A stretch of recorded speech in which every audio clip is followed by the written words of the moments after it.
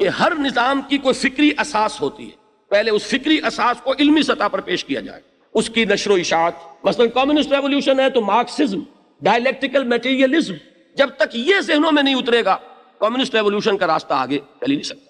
اسی طریقے سے اسلامی انقلاب ہے تو اس کے لیے توحید، اللہ ہے اور اکیلا ہے، اسی نے ہدایت دی ہے، یہ نبوت اور رسالت کا سلسلہ اس کا جاری کرتا ہے۔ زندگی صرف یہ زندگی نہیں، اصل زندگی آخرت کی زندگی ہے۔ یہ تین اساسات ہیں جن پر کہ فکر اسلامی کی بنیاد ہے۔ زمین و آسمان کا فرق ہو گیا۔ جو نبوت کو نہیں مانتا اسے اپنا راستہ خود دیکھنا ہے، جو نبوت کو مانتا ہے اسے نبوت کے راستے، دیے ہوئے راستے پر چلنا ہے، جو نبوت اور رسالت کو نہیں مانتا اسے اپنا قانون خود بنانا ہے۔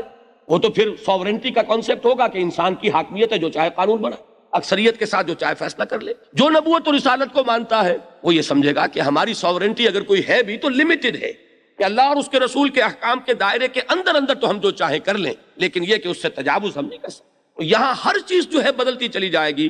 تو پہلی بنیادی جو ہے بات وہ یہ ہے کہ اس نظریے کی، اگر اسلام کا لفظ ہم لاتے تو تبلیغ کا لفظ لائیں گے، لیکن عام لائیں گے تو نشر و اشاعت، پہلا کام۔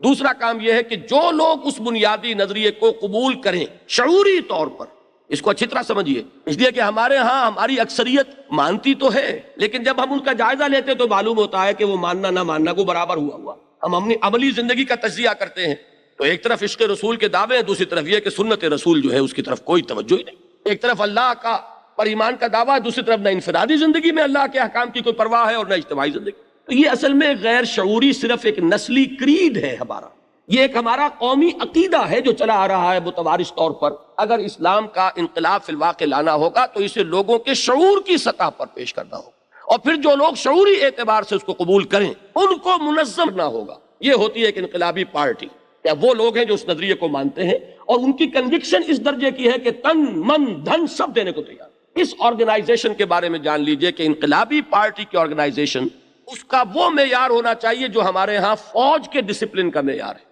پولیٹیکل پارٹی کا اور انداز چل سکتا ہے، 4 آنے کی ممبرشپ سے پولیٹیکل چل سکتی ہے پارٹی، اور چلتی رہی ہے، لیکن اگر انقلابی جماعت ہے تو اس میں تو سمع و طاعت جسے قرآن کہتا ہے، اور جسے آپ کہتے ہیں لسن اینڈ اوبے۔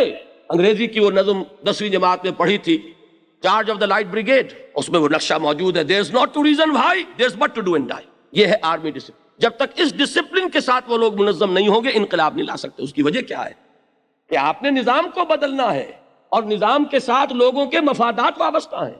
جو طبقات اس نظام میں مراعات یافتہ ہیں وہ کبھی گوارا نہیں کرتے کہ وہ نظام تبدیل ہو جائے۔ ویسٹڈ انٹرسٹ ان کا، ان کے مفادات ہیں، ان کی مراعات ہیں، کیسے ہاتھ سے دے دیں؟ تو وہ تو بڑے کشمکش کی بات ہے۔ تو دوسرا مرحلہ تنظیم۔